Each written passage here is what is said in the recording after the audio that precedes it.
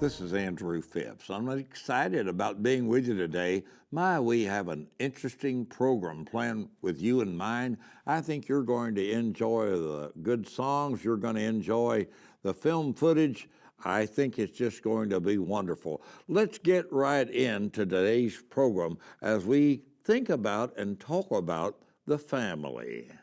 When folks determine that they should vote for the candidate who promises them the most from the public treasury, democracy is in peril. The most intolerant thing in the world is truth itself. Truth has always been rejected, just as the Lord Jesus Christ was rejected and scorned and ultimately put to death. Jesus said, "I am the way, the truth, and the life. No man cometh unto the Father but by me." Unfortunately, this generation has a hunger for perversion. What was once hiding in the closet is now paraded in the streets. Sick television programs are the rule. The abnormal is depicted as being the normal. Nudity, profanity, and sexual promiscuity reign. Hollywood, television shows throw all constraints out the windows. But Gideons cannot pass out Bibles on school campuses, and it has had an effect. Young folks just barely out of their adolescence are lampooned into situations where their boyfriend or husband is taking a paternity test because they do not know who the father is. Living together, shacking up as the older folks used to call it, cheating on your spouse, drinking and drugs, kids raising kids, and folks basically out of control, has found a place where the ridiculous can be made even more ridiculous. Dysfunctional families increase from 6% in 1965 to about 40% currently, with an out-of-wedlock pregnancy rate. Plus, it is known that over 70% of the inmates in prison come from single-parent homes. Government costs are increasingly and are becoming higher because our behavioral standards have become lower. The size of government and its costs cannot be reduced as long as this trend continues. Gum chewing was considered a problem in the public schools in the classrooms in the 1940s. Today, school administrators deal with metal detectors, and money, or the lack of it, has not one thing to do with disorder and the lack of respect and discipline in the classroom. Because schools mirror the homes, and our homes, in many cases, are in disarray. It is also carried over into government, where the government itself has become dysfunctional. It all goes back to the home. The home is the foundation block upon which societies are ordered. The breakdown of the family has been a staggering cost to the government, and the harmful effects upon the children cannot be calculated. God decreed the exalted intimacy of marriage between a man and a woman. In fact, marriage was the first recorded human institution. To define marriage as a mere relationship is absurd, contrary to common sense, and will ultimately destroy our nation as well. Previous generations had not been raised upon handouts. What started out as a safety net to help folks through tough times when, through no fault of their own, they needed help, has become a hammock today for the lazy and unproductive elements of society. To those who make life better for their kids, created wealth, and enjoyed the benefits of their labor, handouts was not in their vocabulary. Character was built in the completion of an assignment, often under profound circumstances. Personal qualities were deemed so important that even on the grade card at school, a separate category was marked excellent, satisfactory, or unsatisfactory, and it was included for personal decorum, or what they call student citizenship. Getting things correct was important. 2 plus 2 was called 4. The teacher simply did not tell you that the answer was not important, but rather your opinions about the answer. Sick comedians who go to the gutter with their shock treatment, glorifying role models that appeals to the worst in us, violent video games, movies that take you to the garbage can, demeaning women, and especially anything Christian has become the norm rather than the exception. Recently, while taping a television program at a major university, I met a young man, a Christian from the Czech Republic. He was pursuing studies in America and desires to go back to his country soon as a missionary. Although he was saddened by the prevalent atheism that is rampant in the Czech Republic, he made some profound statements. He said this: "It is interesting that the country that once used to set the standard for the world has slowly and systematically been robbing its own citizens of their freedom. Unfortunately, as history seems to suggest, by the time most citizens of different countries realized it, their freedom was gone." Sadly to say, he was referring to America. He went on to say, because most Americans have no experience with communism or socialism, they would not even recognize it. While most of the former communist countries have been trying to move away from it, some of the Western European countries have adopted some form of socialism. This might sound great since it is in operation in France and Germany, but after looking deeper into the laws of these countries, one will recognize that much individual freedom has been sacrificed to having social security.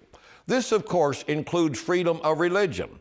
It is interesting that in Czechoslovakia, where I was born and spent most of my younger years, it is not against the law to speak about your religion in the public sector, such as the public schools. Although most Czech people would laugh at Christians, they have no problem with anyone sharing their thoughts, even if those thoughts are offensive. Here in the U.S., our political correctness and the fear of offending anyone has cost us much when it comes to freedom of speech and religion. I hope I'm wrong, but I fear that I'm right. So said Thomas Moses. We must not simply focus our attention on political solutions. The answer to what we face will require the supernatural power of God. It is found when we get back to the basics, the things taught in the Word of God. In my hand is this copy of the King James Version Bible. It has served me well and my families. This will be the pleasant cure for us as individuals and as a nation as well, if we will just do it. The chaos of the moment, however, also provides us an opportunity. God is still on the throne. Jesus will still save the lost. Christ loves sinners. Prayer works. The Lord still desires the praise of His people. Old-time worship will still get the job done. Preaching the fundamentals of the faith, singing the hymns and spiritual songs has been effective in the past and will continue to do so for this generation. There is no substitute for the power of God.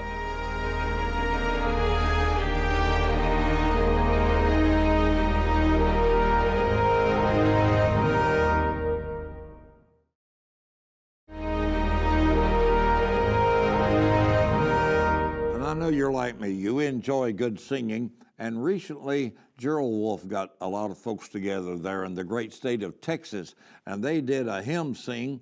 And the song that I like, and we sing it in church and have for many, many years, is simply titled, "In the Sweet Forever."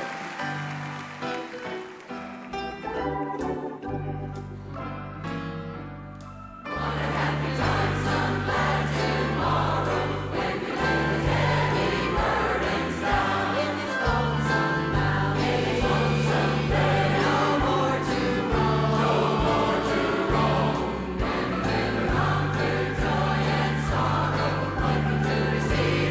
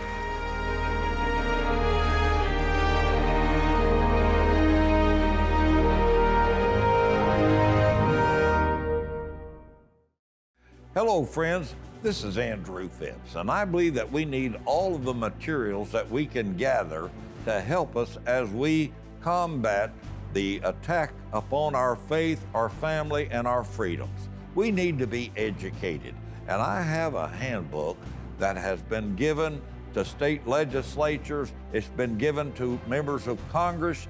It's a colorfully created handbook that has graphs, charts, quotes, and different things in it. You'll be impressed with it. And also we have DVDs. We have CDs that are God and Country, Return to Greatness, and Faith, Family, and Freedom, some other wonderful materials.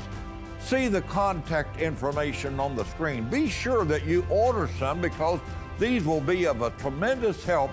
They are supplemental materials to help you in your Christian walk. And may God bless.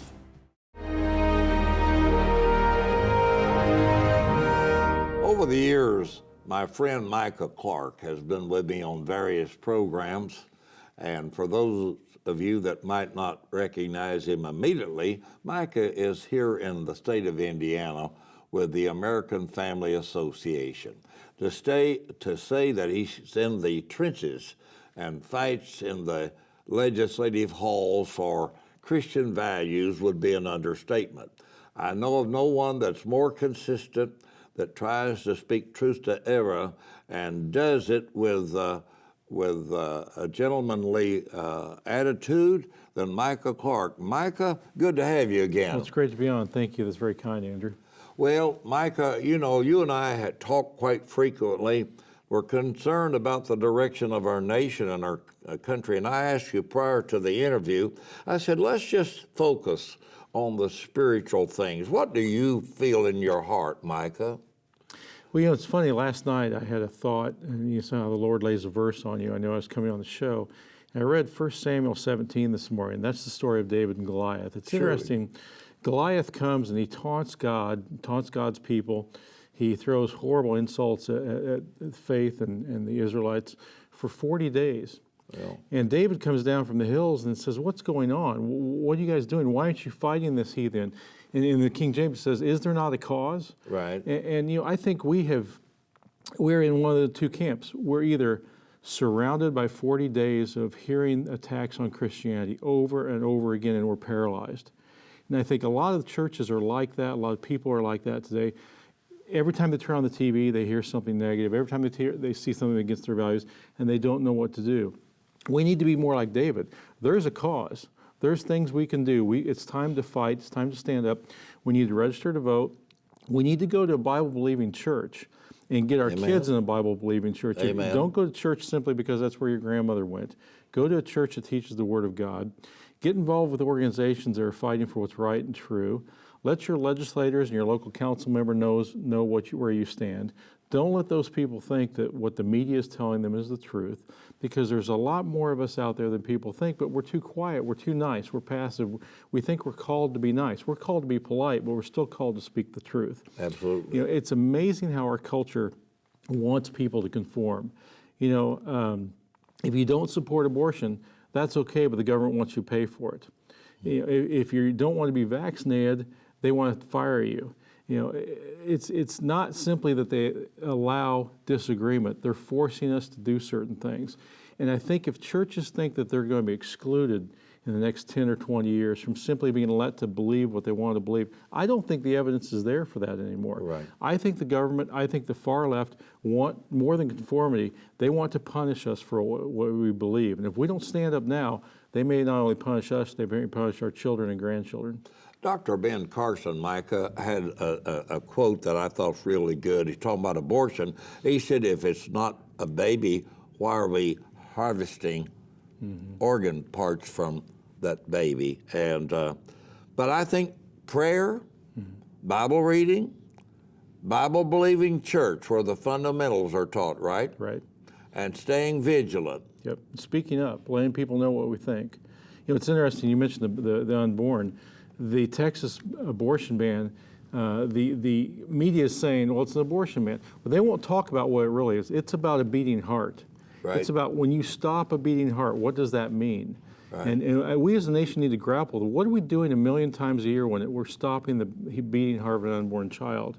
And so those are things we've got to speak up for because no one else can speak up for the unborn but us. Well, Micah, thank you for being with us today. I know of no one, and I say that sincerely, that's in the forefront any more than you are. And thanks again for coming to join us today. Thank you.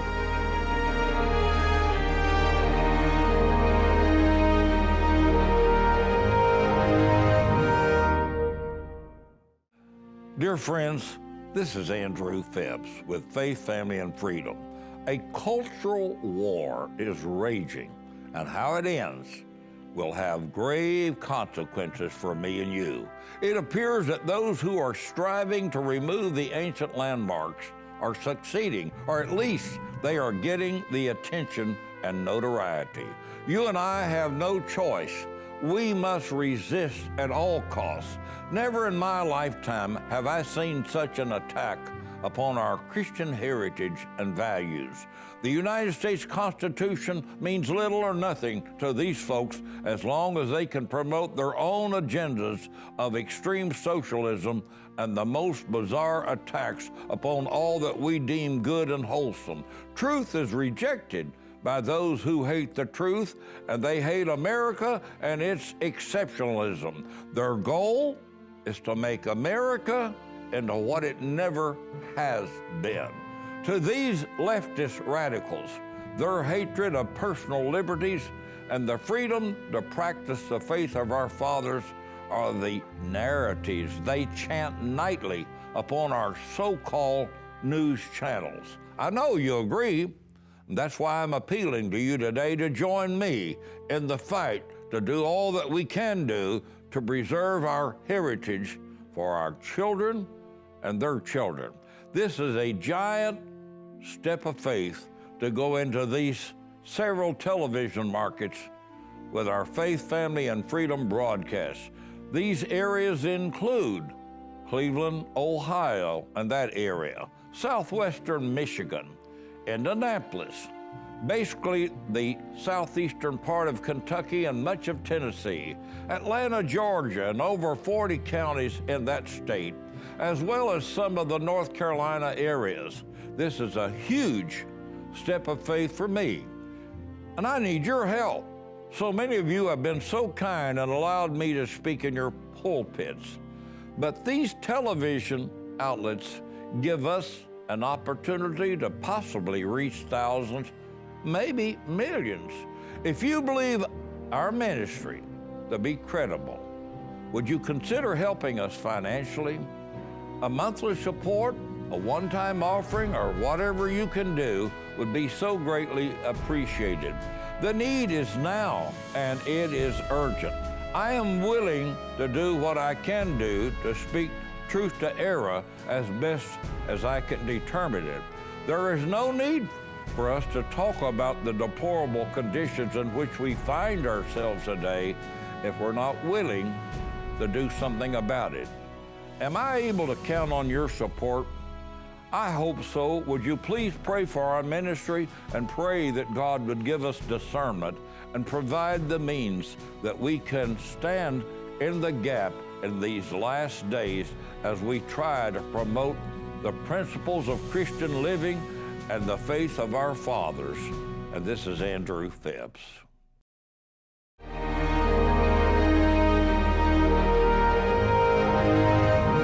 Well, we have really enjoyed our visit with you today. You know, the family is so important. I believe it was Will Durant who said, "The family is the nucleus of civilization. And if we mess up the family," and we've really been trying to do that over the last several decades, trying to tear our families apart, whether knowingly or wittingly, but yet that was the result.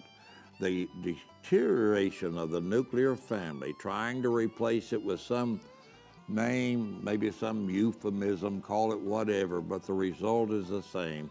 When you destroy the family and you destroy the children's chances for happiness and success by having a loving family, my, what a tragedy. And it's one that no government can achieve or alleviate. There's no way the government can impose upon us a family. It's a mom and a dad, and it's the biblical mandate of how that Christ ought to be the head of the church, and he is the head of the church, but also he ought to be the head of our families. The dad ought to be recognized for his position, the mother, the heart of the family, the children, the hub of the family.